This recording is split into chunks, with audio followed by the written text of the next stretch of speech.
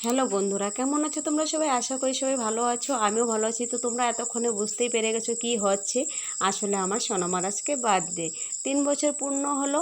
আর সোনামা তো খুব বার্থডের জন্য সবার পাড়াতে সবারই সব বাচ্চাদের মাঝে মধ্যে বার্থডে নিমন্ত্রণ খায়। তার জন্য মা আমার বার্থডে কবে হবে, আমার বার্থডে কবে হবে শুধু এরকম করে বলতে থাকে। আর বিশেষ করে দাদারও উস্কে দেওয়ার মাস্টার, দাদা খালি বলবে বোন ও শিখিয়ে দেবে। আমার এটা সন্দেহ। তো দাদাই মনে হয় যে ওকে শিখিয়ে দেয় কিছু কিছু কথা। আমার সন্দেহ ডাউট হয়, সোনামা এটা বলতে পারবে না, এরকম হয় আর কি। তো মনে হচ্ছে দাদাই শিখিয়ে শিখিয়ে দেয়, তবে শিওর না আমি।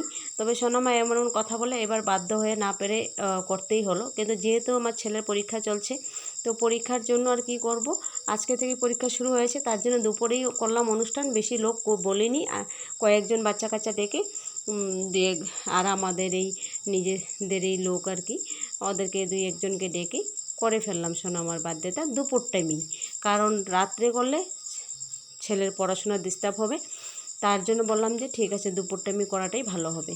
ঠিক দুপুর সময় নিমন্ত্রণ করলাম, সব বাচ্চারা চলে এসো। কারণ এখন সব বাচ্চাদেরই পরীক্ষা, আজকে সবাই পরীক্ষা দিয়ে দিয়ে কিন্তু এসছে। যে বাচ্চারা এখানে দেখতে পাচ্ছ বন্ধুরা, সবাই পরীক্ষা দিয়েই আসলো, কিন্তু সবারই এক্সাম ছিল, দিয়েই সবাই এসছে।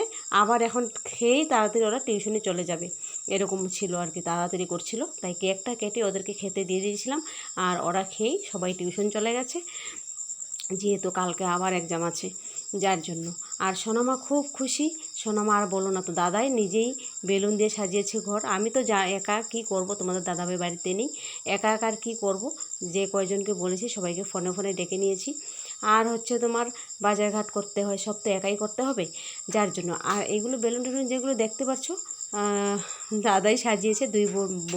সোনামা বিছানা বসেছিল, আর আমার ছেলে এগুলো সাজাচ্ছিল। স্কুল থেকে এসে, পরীক্ষা দিয়ে এসে তারপরে ও বেলুনগুলো লাগিয়েছে। বার্থডে হবে, বেলুন হবে না, এটা তো হয় না। তাই এবার সোনামাকে ধান দুব্বো দিতে হবে। ধান দুব্বো দিচ্ছে আমার বোন।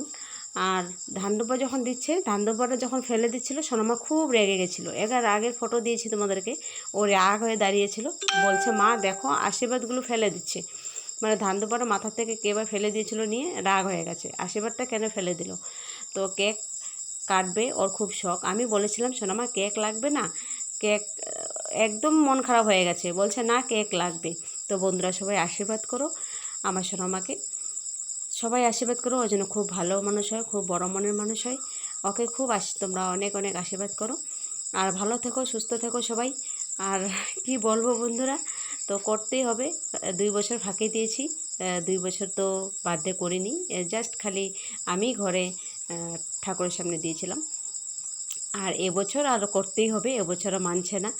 যা দেখে না, একজনের কেক কাটা দেখলে আমারও কেক লাগবে, আমিও কেক কাটবো, এই আর কি। আগে আমাদের তো এগুলো ছিলই না, আমাদের তো বার্থডে কি বস্তু হয়ই নি। তার কি বলবো, এখন তো বাচ্চাদের করতেই হয়, উপায় নেই। সবার এটা একটা কি বলবো আর। আগে পুজো দিলেই হয়ে যেত, জন্মদিনে পুজো দিলে বাড়িতে কীর্তন হতো, পুজো হতো। আর এখন তো এই কেক কাটা একটা আর কি বলবো, সবাই একজনের দেখা দেখি না করলে, কেক না আনলে মন খারাপ হয়ে যায়, কেক কাটতেই হবে। তাই আর কি, শুধু বাচ্চাদের মন খুশি করার জন্য এটা করা। আসলে তো আমাদের কেক কাটা তার নিয়ম নেই, এটা নিয়ম না যে করতেই হবে। আমাদের তো পুজোটাই মেন, আমরা পুজোই করি। তো এখন তো বাচ্চারা জানোই, একজনের কেক না আনলে তাদের মন খারাপ হয়ে যায়, যার জন্য কেক আনা। তো যাই হোক বন্ধুরা, সবাই ভালো থেকো, সুস্থ থেকো, এই কামনাই করি। আর সবাই আমার সোনামাকে আশীর্বাদ করো, ওই জন্য খুব ভালো থাকে।